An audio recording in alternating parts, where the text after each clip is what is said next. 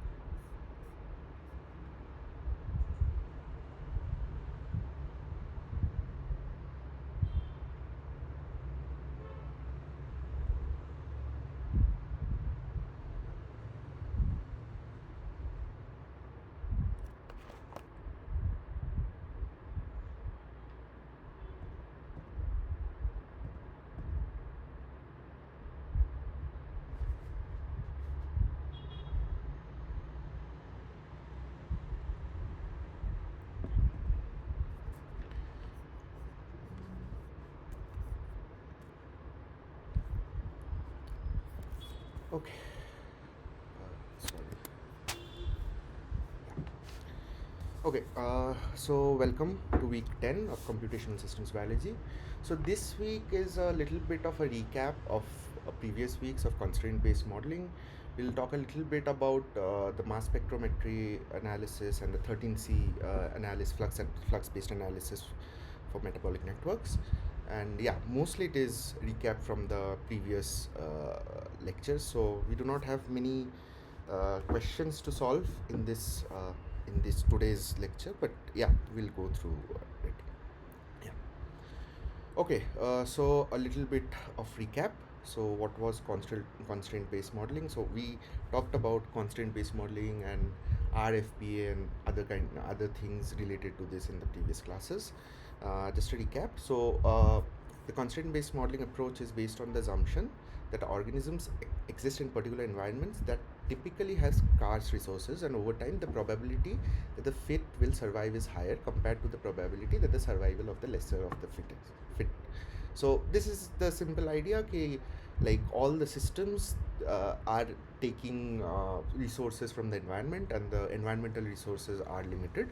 So there are constraints on the system as well, depending on the environmental resources available. So a good example to this is E. coli lactoperon. So when there is lactose and when there is glucose or galactose, it depending on that, it changes its metabolism. So yeah, those are the kind of constraints that can be possible.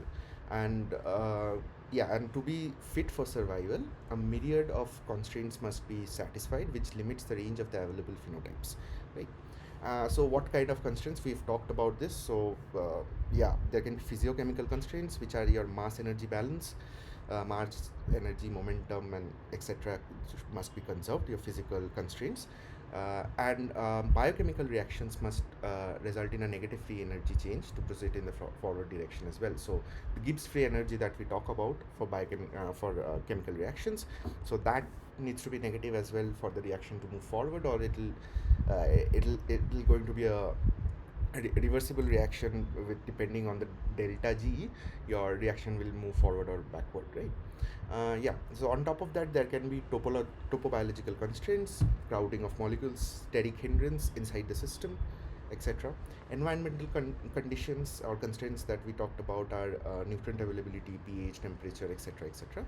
And the most important of them all, are the one that we are most interested about, are the regulatory constraints, which are basically these are not basically hard constraints, but there are systems inside the cell which actually regulate each and every pathway inside the cell, or each and every metabolic reaction inside the cell. So there are genes, there are transcription factors involved which do all this regulation, and keep the system at steady state, or like depending on the need of the system, uh, uh, goes through like depending on the need of the system, creates or like synthesizes metabolites according to particular reactions, right? So they are implemented in the cell in various ways, including the amount of gene products made, translation and transcription and regulation, and their activity, which is down to enzyme regulation. So this is very closely linked to the gene protein interactions that we've talked about in the previous classes as well. We'll talk about it today as well, right? So yeah, this is an overview of a constraint based modeling. Now how do we mathematically represent these constraints? So basically two methods by which to do it. First is the balance method, so where you are trying to balance all the physiochemical and all the other kind of constraints that is possible to balance, like for example mass balance or energy balance or momentum balance, etc. So that is given by this balance module. So constraints that are associated with conserved quantities such as energy, mass, redox potential, momentum, etc., are as well as with phenomena such as solvent capacity, electronuclearity, and osmotic pressure. So these are all the things that you can balance in a network or in a system to get the constraints, right? So how we do this is basically yeah, we use different types of mass energy balance equations. We use mass balance in terms of the stoichiometry of the reactions and how that is balanced, etc. Now, the other thing on top of that is the bounds. So bounds is basically you are limiting the value of your variables to particular ranges in the mathematical space. So say for example you are saying ki, the concentration of this particular metabolite should be within this particular range. So that is a bound that you are putting on the system as a constraint, and trying to see what if it works or not, or you previously know this information, so you're implementing this in the model. Either can be true. And this the bounds are mostly given in terms of the end products of the metabolism reactions or the metabolic reactions. So what is the concentration of a particular end product metabolite that can be possible? So that is mostly derived from known databases or known experiments, so where you know that the ultimate product is going to be within this range of concentration, or it is going to be yeah, based on concentration or based on like other products as well. You can put constraints on the system as well, but this particular constraint will be derived from experimental and previously known literature, because obviously you can do it in a hit and try method. So you can try putting on different constraints and see how your model works, and which constraint actually is the best to for your model to work. You can try that as a hit and trial method, but that is not very effective in terms of computational power, because it's because generally the networks are large, and after constraints the number of equations become also very large as well. To solve that iteratively over different constraints takes a lot of computational effort and time as well. So that is not a very what to say prominent method to do. But if you already know from experiments and other previous studies, that is actually something that you can use very easily as a boundary for your model. And yeah, so the conservation of mass is an example of balance constraint. Mass balance is utilized in terms of flux and stoichiometry of each reaction. And yeah, so here the stoichiometric matrix is also defined. So yeah, that is there. Okay, so a quick recap of flux balance analysis as well. So yeah, we've talked about this. So the main part here is your objective function, how you define it. So first you take the set of metabolic reactions, make the metabolic network, then curate, basically like take all the information available from known sources, previous studies, experiments, etc., etc.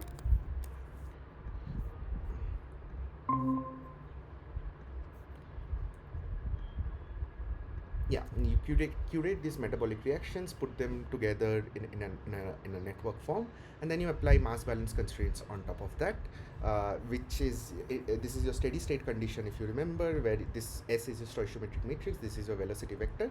So S dot V equal to 0, this is your steady state condition. And after that you have to define an objective function where you're trying to maximize or minimize a particular metabolite or whatever you are trying to do with your objective function. And then you use a linear programming or other methods to basically solve this solution, and get a space of solutions where basically you have a set of solutions that satisfy all of your conditions. So that is the general overview of FBA. So yeah, just going through the steps once more. So first you create a metabolic network consisting of a list of stoichiometrically balanced biochemical reactions. Next you convert it into a mathematical model by forming the stoichiometric matrix S, and then you like invoke the condition of steady state where S dot V equal to 0, and then you define the objective function where depending on your aim of your model, you define your objective function. And finally you can use linear programming to identify a particular flux distribution that maximizes or minimizes this objective function while observing the constraints imposed by mass balance equations and reaction bounds. So yeah, this is what FBA is. Now another a kind of a extension to FBA is basically minimization of metabolic adjustment, MoMA. We've also talked about this. It's basically uh, the assumption is that after a certain knockout of a particular protein or a gene, the metabolic fluxes would undergo minimal changes with respect to the flux configuration of the wild type. So the idea is that your system is robust and resilient, and even if you delete of a particular gene or a particular transcription factor or a protein, uh, the the modified flux that will be present after the deletion of after the knocking out or deletion of the particular gene or protein is very similar to the metabolic flux of the wild type. So that is the whole idea of robustness and resilience, that if you take a particular component out of the system still kind of tries to go back to its steady state somehow. So this is implemented in this particular algorithm, which is known as MoMA, and it employs quadratic programming to identify a point in flux space which is closest to the wild type point, based on the conjecture that the mutant remains initially as close as possible to the wild type optimum in terms of flux values, and the distance between the wild type optimum value and your mutant optimum value, that distance can be calculated in various methods. One of them is just Euclidean distance, which is like root over of the square of the differences in your x and y coordinates, and like it can be three-dimensional or multi-dimensional. So it's going to be x1 minus x2 whole square plus y1 minus y2 whole square, z1 minus z2 whole square, dot dot dot n1 minus n2 whole square. So depending on the number of dimensions that you have, so you can calculate the distance, and this is the distance that you are trying to minimize here, based on the assumption that the mutant system is very close to the wild type system. So you are trying to find a point which minimizes the distance between the wild type and the mutant system, and whatever is the minimum so whichever point has the minimum distance between these two is the is will be your result for this particular algorithm, which is MoMA, right? uh, yeah so this diagram is also we've discussed before. So this is basically here in this case there the MoMA and the FBA have been shown here. So uh, this the yellow part is, I think, the yellow part is the feasible space for your knockout, and the green part is the feasible space for your wild type. So if this is your FBA of the wild type optimal, and this is the FBA of your wild type knockout optimal. But if you see the difference between FBA and MoMA is that FBA, typically, if you just want to reduce the distance between your wild type optimum and your knockout optimum, you just need to find the point which is closest to this particular point. So which is going to be perpendicular to this particular plane. So this point will be given as a optimal as a optimal result for MoMA, and this particular point will be given as an optimal result for FBA. So this slide is like I've kept it to highlight the difference in result, what it can be due to the algorithmic difference between MoMA and FBA, right? And these two are basically like calculation of how much robust the system is for partial deletions. And so basically, if this is your system, it moves from here to here, from A to A dash in the wild type. The minimum distance from A dash to the knockout will be C dash, so that your C dash is your optimal solution for your knockout. Similarly is the case here. If you move from A to A star, then C star will be your optimal point for MoMA, right? Okay, so another algorithm that we've discussed earlier as well, so this is called as room.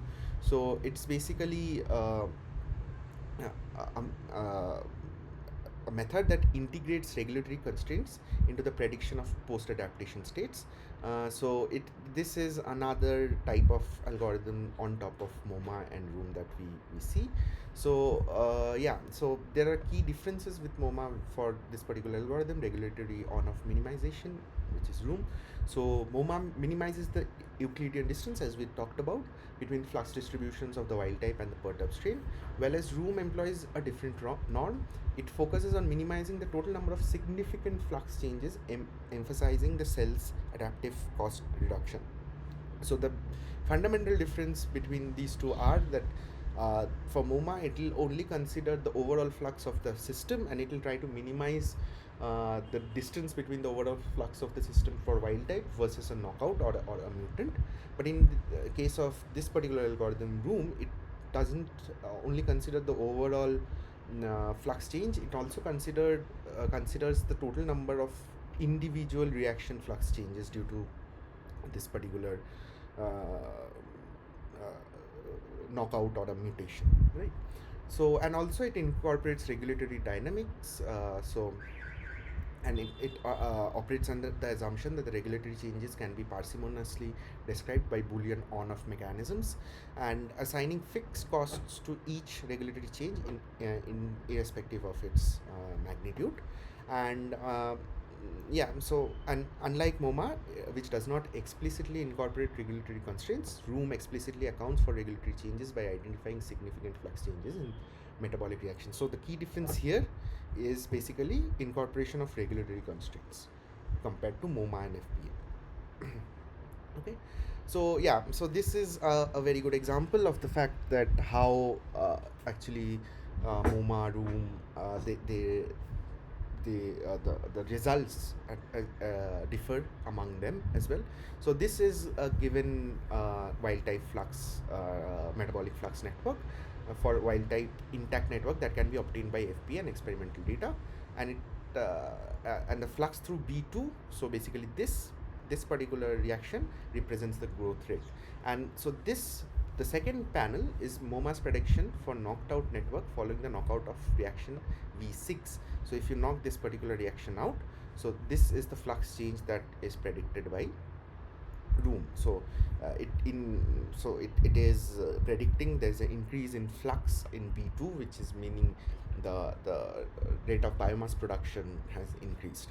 And in the third panel, this is basically Room's prediction for the knocked out network. Same knockout, this particular knockout has happened, and this is the flux distribution that Room predicts.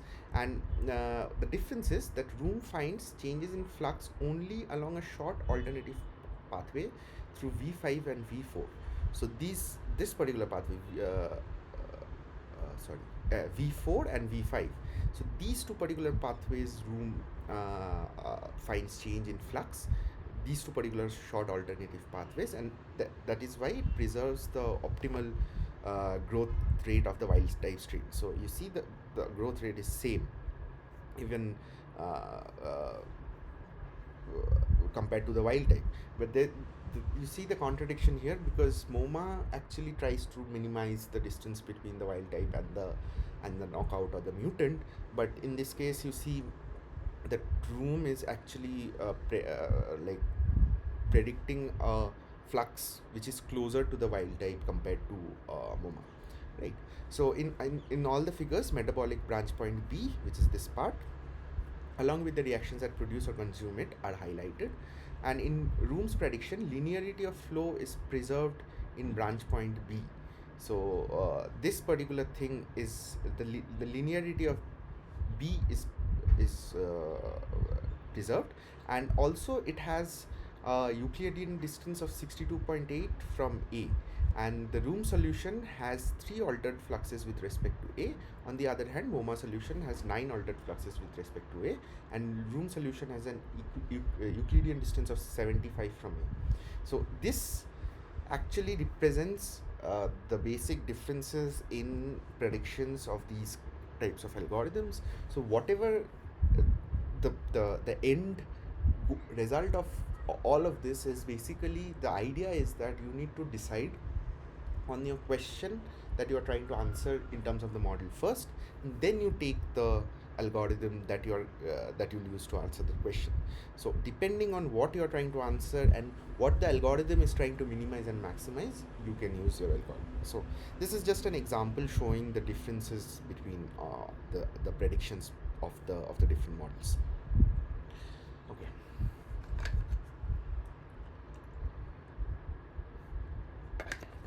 Okay.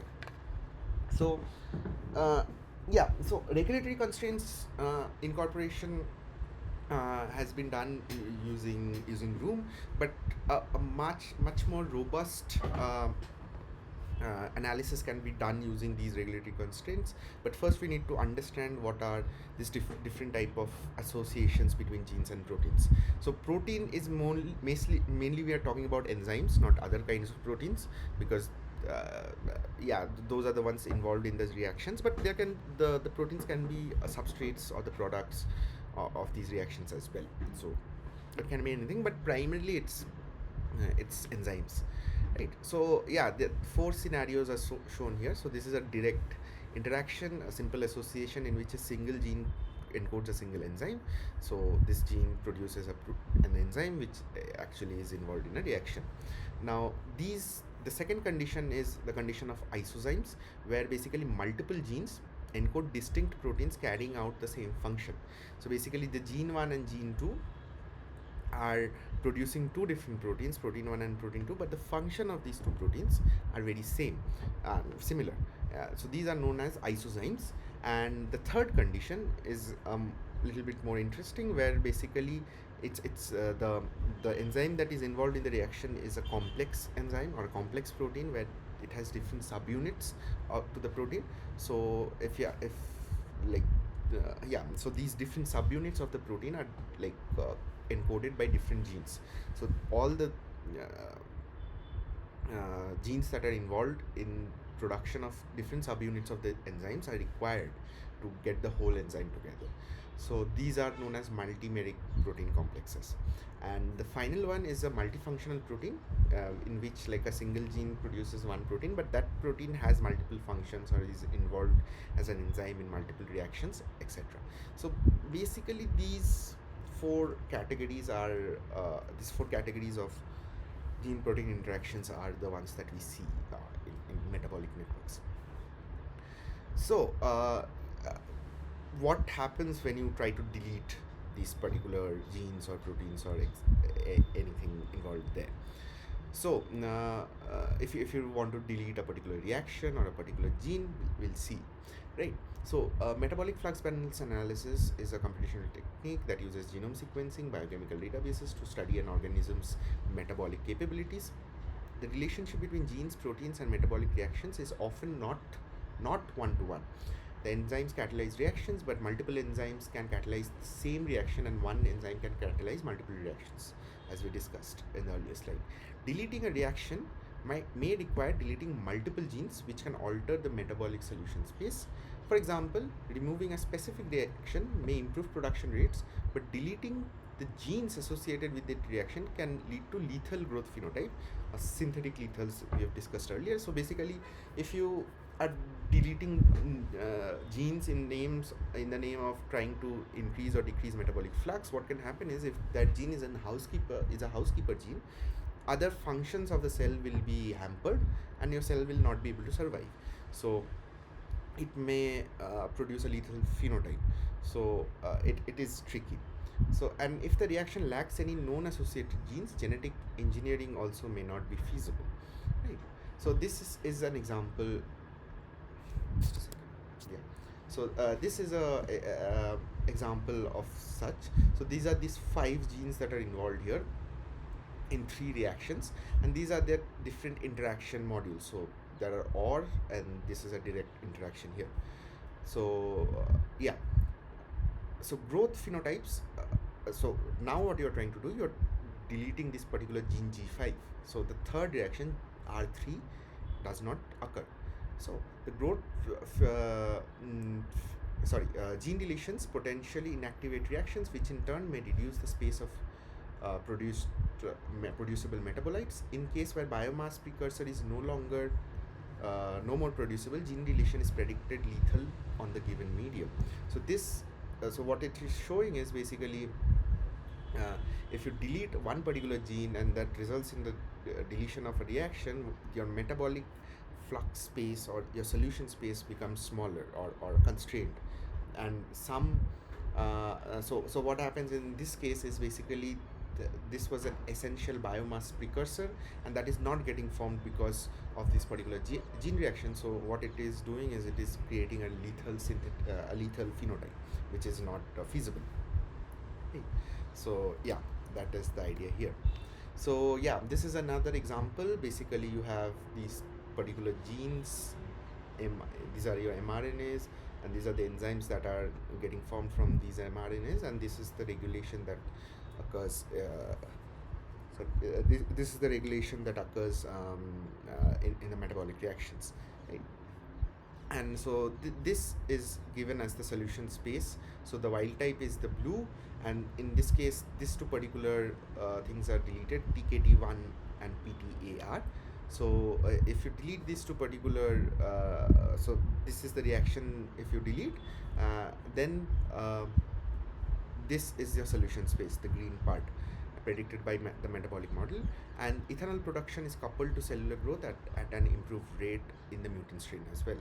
Whereas corresponding genes, if you remove the genes, so these are your reactions. If you remove the reactions, this is your like wild type space, this is your mutant space. But if you directly delete the genes on the mRNA, so in this case TKTA and TKTB, if you remove them, then the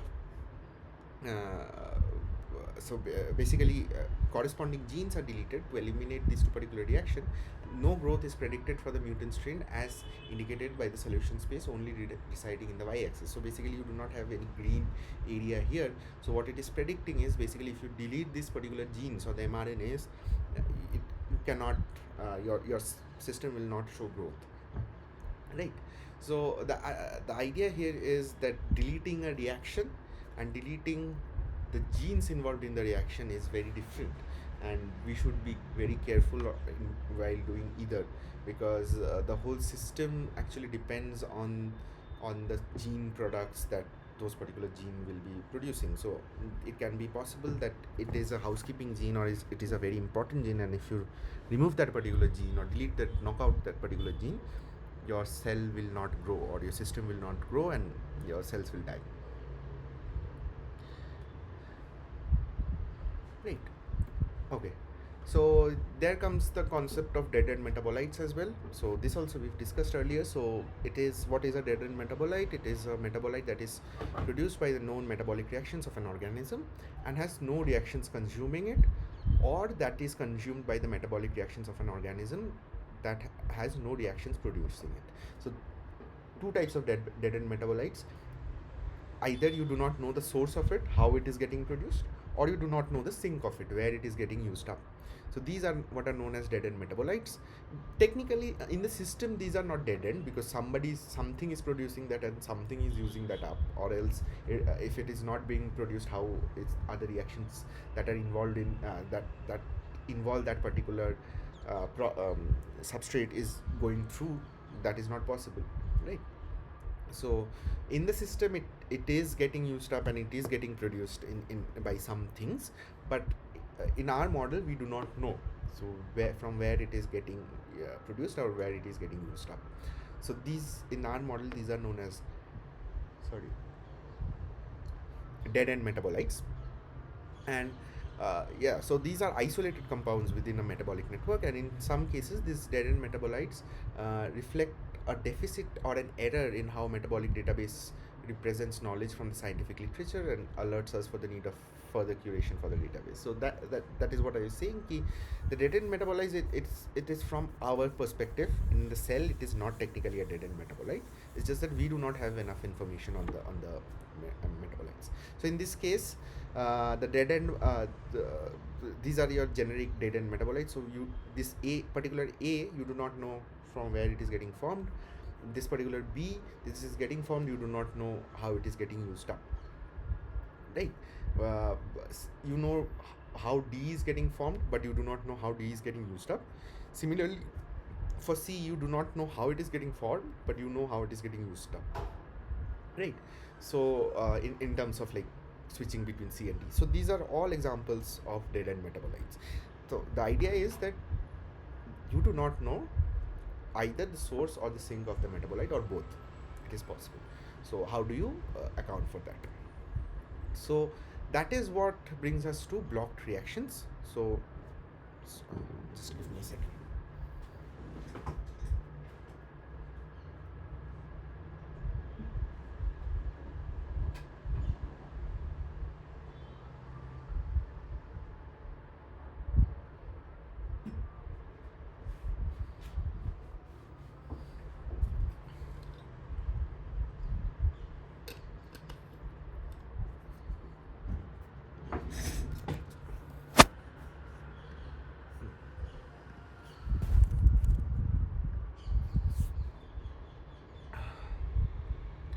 Yeah.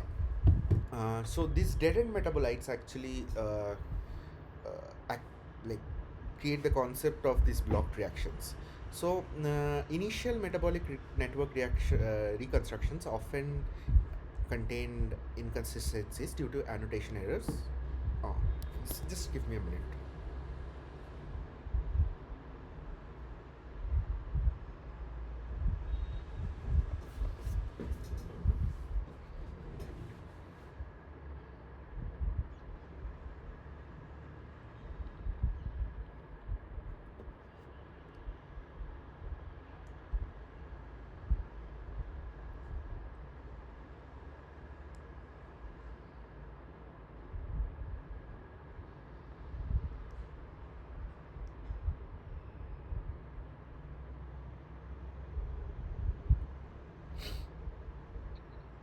Hello.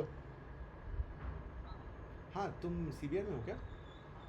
अरे मेरा table में मेरा earphone का डब्बा रह गया है, तो तुम जब आओगे तो लेके आना. ठीक है. ओके. Thank you. और आके अगर खाने वाने आना है इधर तो जब आओगे तो कॉल कर देना, मिल लेंगे. Okay okay. Thanks.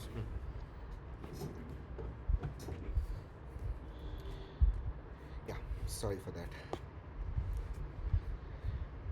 Okay, so yeah, so the concept of dead end metabolites bring us to this concept of blocked reactions. So yeah, so initially we when if you do metabolic reconstruction and network reconstruction, inconsistencies you'll see inconsistencies due to annotation errors or unknown enzyme functions, or we have not studied the system good enough to know everything, right? So and these inconsistencies lead to missing reactions in the draft model, creating gaps in metabolic pathways. So these are what are known as blocked reactions. And these dead end metabolites, so the reactions, when will a reaction be blocked? Because you do not know what is the precursor of that reaction, or you do not know what happens after that reaction. So right, and there comes the concept of the dead end metabolites.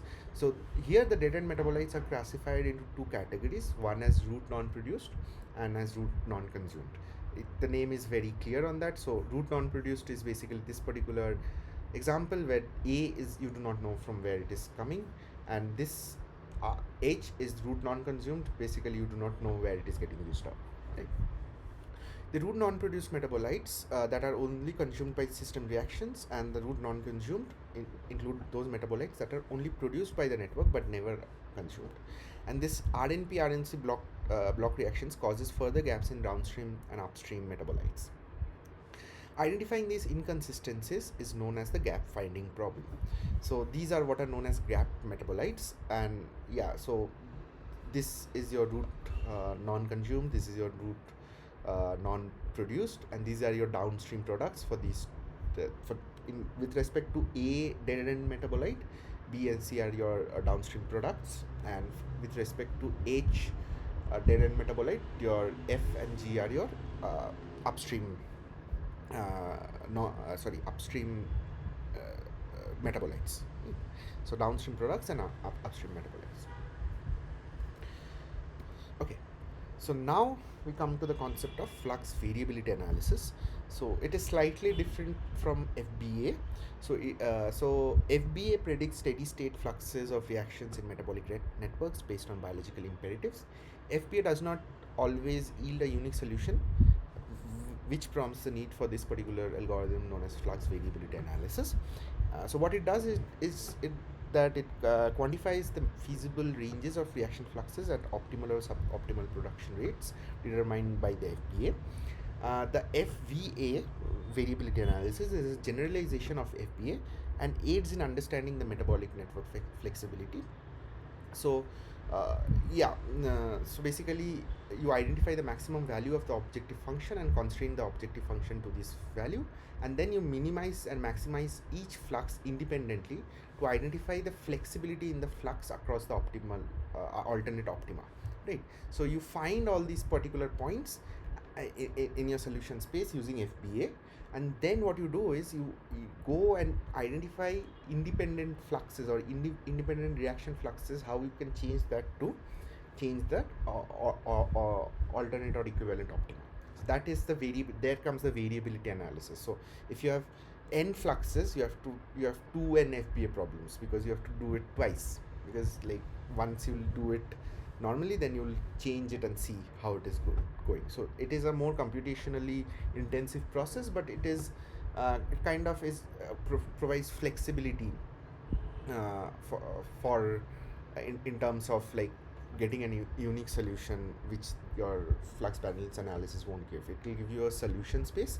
So this is your solution space for FBA, and for FVA you consider the optimal points here, and you see how the fluxes changes if you change individual fluxes of the reactions and metabolites. Yeah, so this is basically a mathematical representation of that. So you have I metabolites and J reactions, and this is your feasible region. So, and this is your line from plus to minus infinity. So, and this is V J2, I think this is also VJ, I think, if I'm not wrong. Maximum VJ and minimum VJ. So this is your feasible region. Your objective is to maximize and minimize VJ subject to this particular conditions, right? So these are your FBA conditions actually. So S dot V equal to 0 is your steady state condition, and this is your basically constraint from where to where should the solution space be, and this is basically your objective function as we've discussed earlier, right? So now we come to the concept of metabolic flux analysis using the stable isotopes tracing, which is the 13C example that we'll see. So metabolic flux analysis is a powerful tool for quantifying intercellular metabolic pathways in microorganisms. Based on stable isotopes tracing, MFA allows the measurement of metabolic fluxes in central carbon metabolism. So what is this based on? So isotopically labeled substrates such as 13C glucose are fed to growing microorganisms. Alternative metabolic pathways produce characteristic 13C patterns in common intermediates. Mass spectrometry is used to trace these stable isotopes in protein-bound amino acids over extended cultivation periods.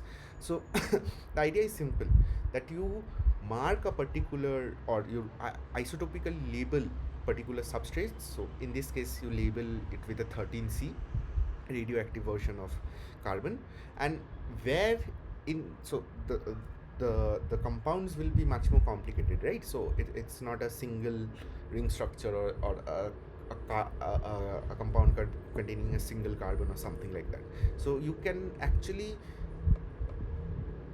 do this isotopically labeling using particular carbons of particular positions in the compound, and then you can feed it to microorganisms, and the idea is to have intermediate products having this particular 13C, and you know from where these intermediate products are coming from, like what is the metabolic pathway involved for these intermediate products to get formed. And if the intermediate products are giving you a 13C pattern, it means that your isotopically labeled substrate is going through that particular metabolic network and getting you that intermediate product. And once you get that, you can use mass spectrometry, and you can trace these stable isotopes in protein-bound amino acids over extended period of cultivation. Excuse me.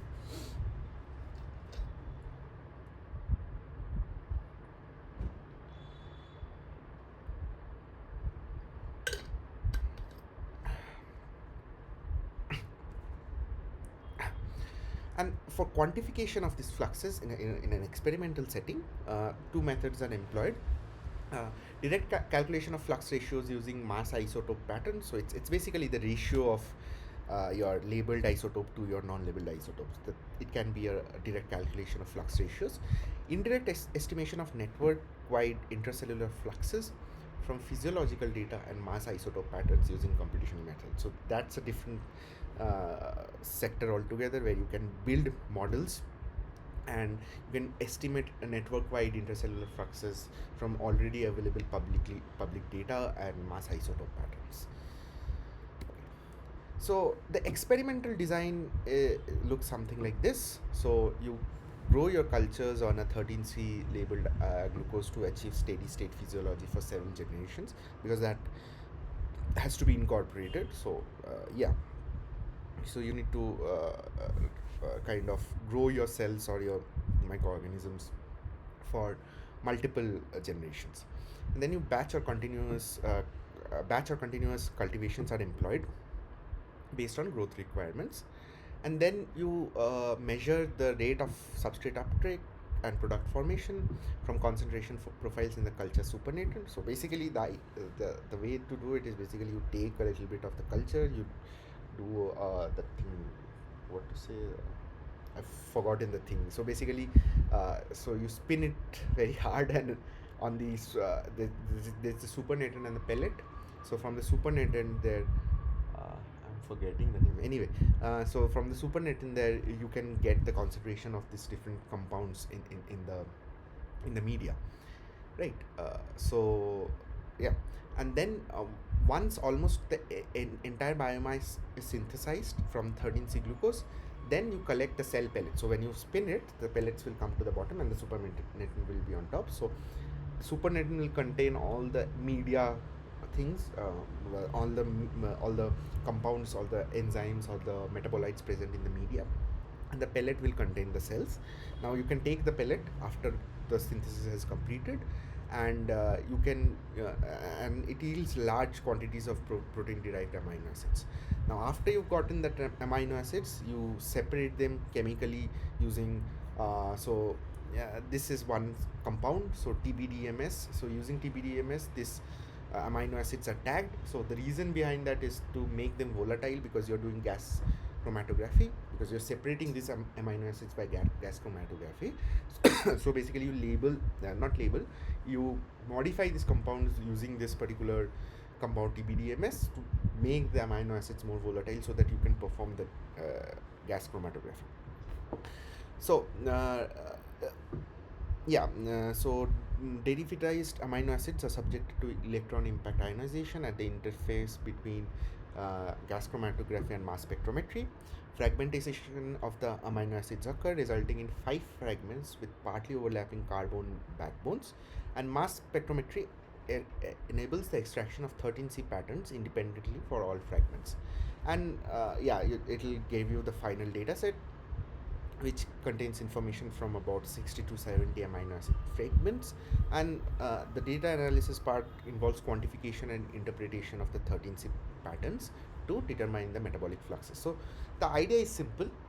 So you start with a radio labeled or an isotopically labeled carbon source in the media where you are growing your microorganisms or your cell line. Then there you grow it for several generations, so that all the carbon source inside the organism is using 13C, or the product that is getting formed is also using 13C. Now after that is done, you separate the media and the cells. So from the media you can calculate, so you spin it. So from the supernatant you can collect the media. From the media you can calculate basically concentration profiles of different compounds in the culture supernatant, and then you can, after the production is complete, you can take the cell pellets and extract the amino acids that are present. About 60 to 70 will be present, and then you can do a mass spectrometry analysis. No, first you need to separate these amino acids using gas chromatography, and then you do a mass spectrometric analysis to see which amino acids and which particular positions and compounds have these 13C patterns to determine metabolic flux. So idea is that your nutrient was 13C rich, so the uptake and the pathways involved in the processing of the nutrient will be using 13C. So that is the general idea for this kind of an experimental design. So yeah, so there comes the concept of isotopomer versus isotopolog. So this has already been covered in quite detail in the course, so I'll just quickly go over it. But yeah, so isotopolog is a molecular entity that differs only in isotopic composition, number of isotopic substitutions. So for example, CH4 versus CH3D, CH2D2D is deuterium, which is the heavy version of it's basically an isotope of hydrogen. So CH4, four hydrogen atoms here also four hydrogen atoms, and here also four hydrogen atoms. Just the isotopes of these four hydrogen atoms are different in these three different compounds, so these are known as isotopologues. And isotopomers, that's another concept of isotopomers. So isomers having same number of isotopic atoms but differing in their positions. The term is a contraction of isotopic isomer. So isotopomers can either be constitutional isomers, example CH2 DCH double bond O, or CH3 CD double bond O. Right. So the position of the hydrogen and the deuterium is different. Or isotopic stereoisomers. So basically the conformation, the kind of the cis transposition of these isomers are different. So those are stereoisomers from we know from chemistry, right? So isotopomers will have same molecular mass, where isotopologues will not, because in some cases the number of the number of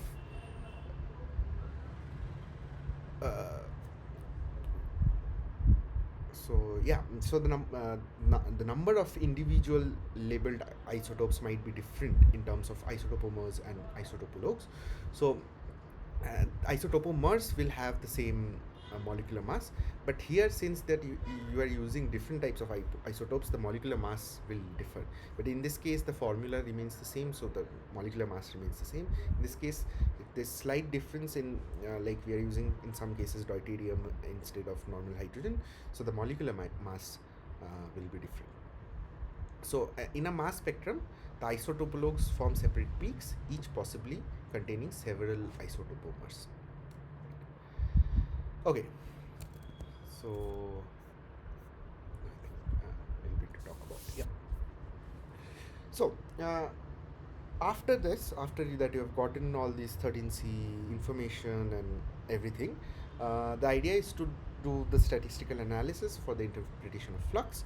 So you first is a global iterative fitting, where basically you take a system of balance equations which describe the propagation of this radio labeled isotope or sorry heavy isotope in metabolism, considering each isotopomer. Thousands of isotopomer balances are formulated for metabolites with n carbon atoms. Basically you are considering all combinations possible. The equations, partly nonlinear due to biomolecular reactions, are numerically resolved for fluxes through iterative fitting, and started from the measured extracellular rates. Flux gases are used to stimulate 13C labeling patterns, which are compared to measured data. Iterative process continues until a satisfactory match is achieved, resulting in a comprehensive flux map with a model estimated absolute reaction rates. And detailed isotopomer balancing, as a general example of iterative flux fitting, is employed using a software like 13C Flux. So this is a very popular software where it is used for this MS part, and yeah, it is a very widely used software. So, and the other part is the local flux ratio analysis. So complementary approach to quantify ratios of fluxes through converging pathways independent from extracellular rate measurements. Algebraic equations are derived to relate relative flux amounts at pivotal nodes to 13C labeling patterns in product of converging pathways. Ideally, one flux ratio equation is desired for each pair of alternative pathways in the network. And yeah, so basically you are calculating in a loop. So there's a lot of things written here, but the difference is one is a global flux calculation, one is a kind of a local calculation. So yeah, depending on what you want from your analysis, you can do either. Okay, so yeah, so this is actually the workflow in which the experiments and the analysis occurs.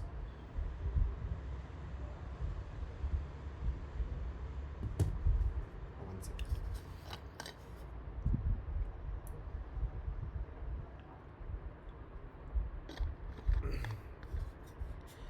Okay. Yeah. So yeah, you take a batch of microorganisms growing exponentially, and you do a 13C labeling experiment on that. Uh, and then you harvest, hydrolyze the protein, derive the amino acids. You do a GCM, gas chromatography, mass spectrometry measurements of this amino acid. Sorry, and then you check for 13C labeling patterns, and then you do either of a flux ratio analysis or a isotope balancing and iterative fitting analysis. So in this case, you're looking at from a path, like a from a detailed pathway perspective, and here is a more um, compressed pathway perspective. So flux ratio analysis delivers relative contribution of converging pathways in percentages. So these are all your these are the percentages of uh, so basically the contribution of this particular pathway is given in percentages. So the EMP is basically this particular pathway, M10, Meyerhoff, Parnas. So these are very well described in biochemistry textbooks if you want to take a look at it. So yeah, so these are two pathways, EMP and ED. ED is the Enner-Dudorf pathway, and the PP is the, I think if I'm not wrong, pentose phosphate pathway. Yeah, pentose phosphate pathway, and which forms this PEP, which is your uh, uh, uh, yeah, phosphoenol pyruvate. Yeah, yeah. So this is actually a very important precursor for this, for pyruvate to get formed, right? And on the right hand side, you do an iterative balancing, and you find absolute fluxes for each of these mm, compounds together. So the idea is local flux ratio, you do it on a much more compressed version. On the absolute fluxes, you do it on each and every reaction that is present in the pathway. So this is your whole glucose pathway, including the EMP and the ED pathway, and your flux is calculated on each of these reactions. So yeah, this is a general overview of the method. Okay, yeah, so I will not go into very details of these flux calculations, but yeah, I'll just give you an idea about how this is done, because there's a lot of mathematics involved here, I mean, a lot of equations and those kind of things involved here. But just to give you an idea, so this is taken from a paper where they are checking for basically a glycoxylate shunt from E. coli in the ED pathway.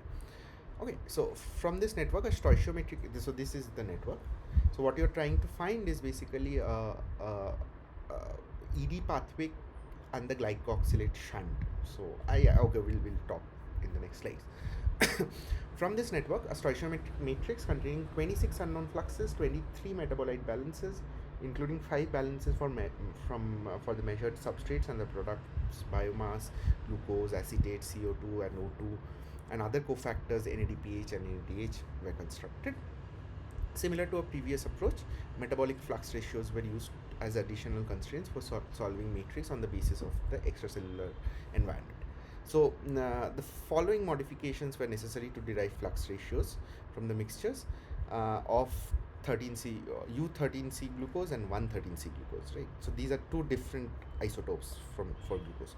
The upper bound of the fraction of pyruvate originating from mallet was determined as this particular formula. So pyruvate 2 minus 3. So this is given 2, 3. These are basically the reaction numbers. You can have a look here. So this is 2. This is 2 and this is 3. So the upper bound of the fraction of pyruvate originating from mallet was determined as this particular formula, where the numbers in parentheses denote the carbon positions included there.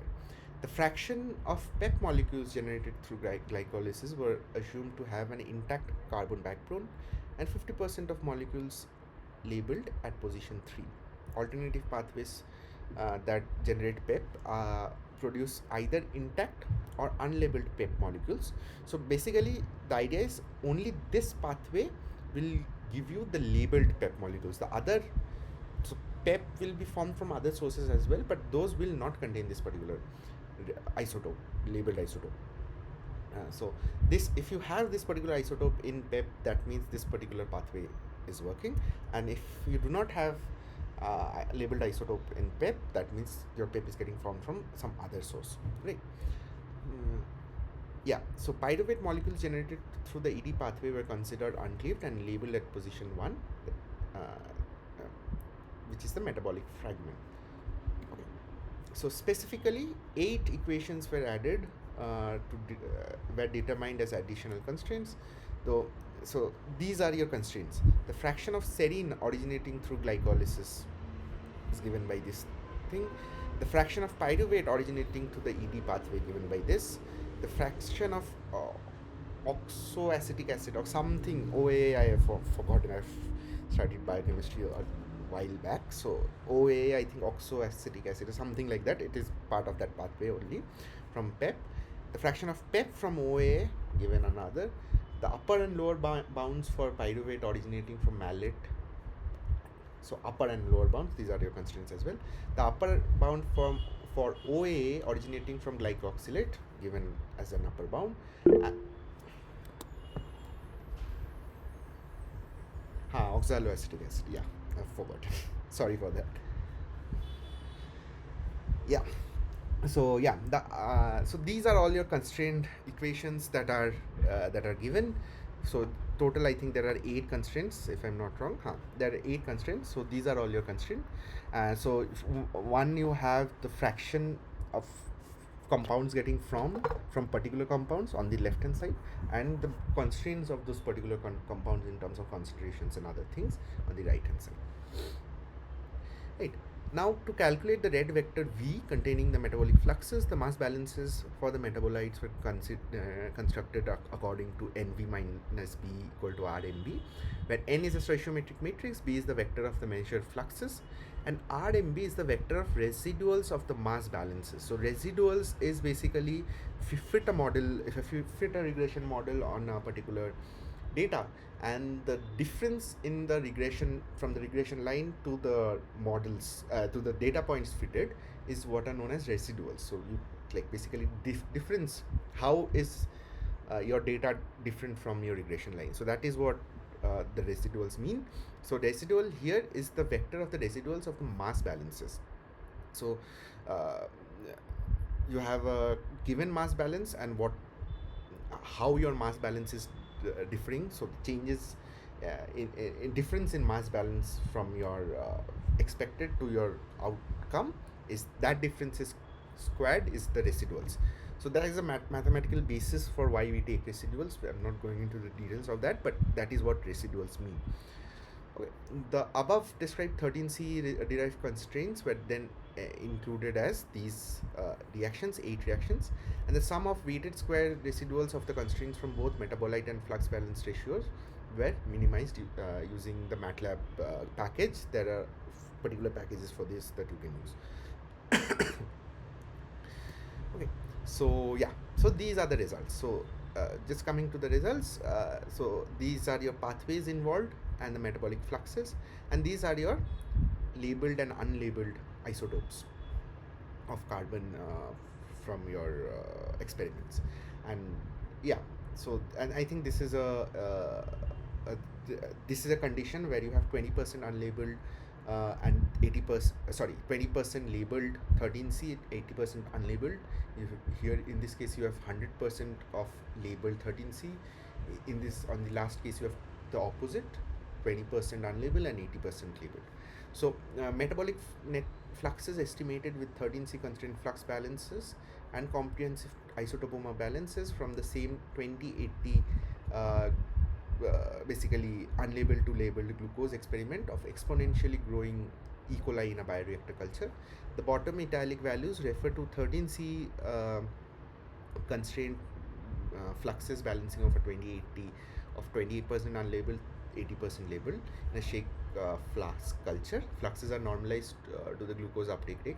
Bold face numbers indicate fluxes of metabolic precursors to biosynthesis, right?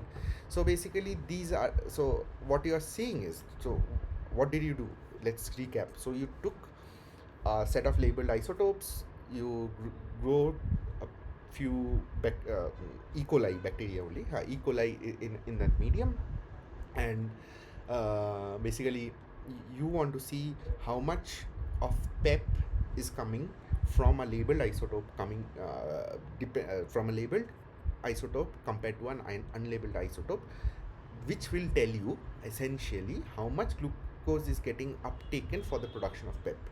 That is the whole idea. So you do this whole metabolic flux analysis, you do this radioisotope labeling, and you like calculate fractions of these of the pyruvate that is coming from your uh,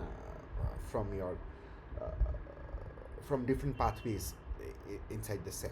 So the, I think the result is that the pentose phosphate pathway like produces the most of the PEP in this case from the uptake in glucose, which was labeled, followed by glycolysis, ED pathway, and so on, etc., etc. So this was a real life example or of a study where they have used these particular constraints and this particular labeling of isotopes to find out fluxes and variables in fluxes, and in this case it was for PEP. Okay, so yeah, that's all. We have just a couple of questions to discuss, which are very easy. So, if you have any questions, you might ask, or like we'll just discuss these.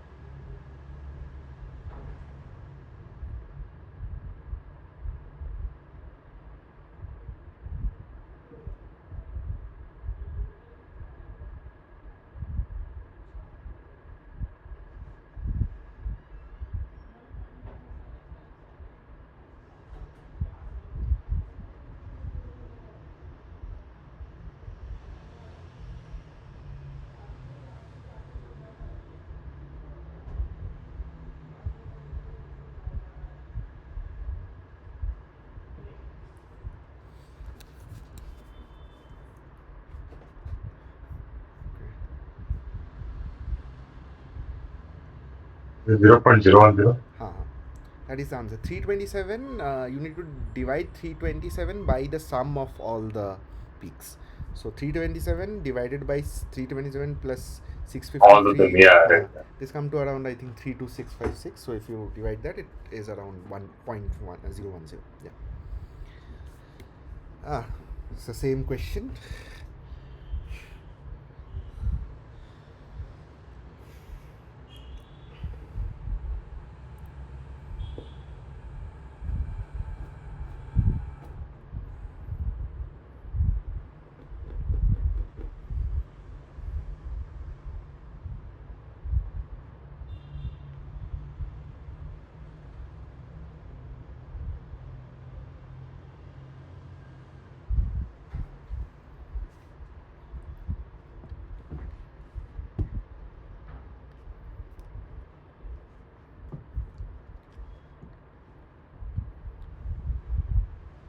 There are changing the question or Nah, it's basically here it was M0, you have to calculate for M1. It's basically 653 divided by that, whatever that is. oh, it's okay. Yeah. Yeah, yeah. Right, right, right.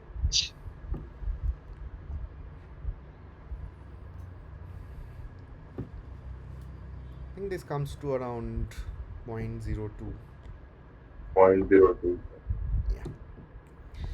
Yeah, that's all. I do not Yeah, have any questions for this week. This week is much more of a like a recap and slight new things of like slightly new things, but yeah. right. So yeah. So if you have any questions, you might ask, or like, this is it for today.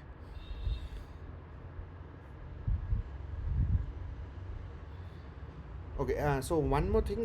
Thanks so much. Yeah, so on 16th, I think 15th is today is, I think, first. So first, next week is 8th, next to First, next week is 15th. So 15th is our last session. On 16th, I have been asked to take an extra session of 2 hours, where I'll kind of right. recap the whole course. So if you have any things in particular that you want me to focus on or anything, so you might let me know. I can prepare for that and uh, like discuss that on 16th. Right? And you'll get a mail, I think, Oh, as well sure. for the class. So yeah, so if you have Oh, any things that you want me to recap or anything, so in the next to next class, please let me know so that I can cover it in the kind of extra session. okay. Okay, so Yeah, thanks. yeah, thank you for joining.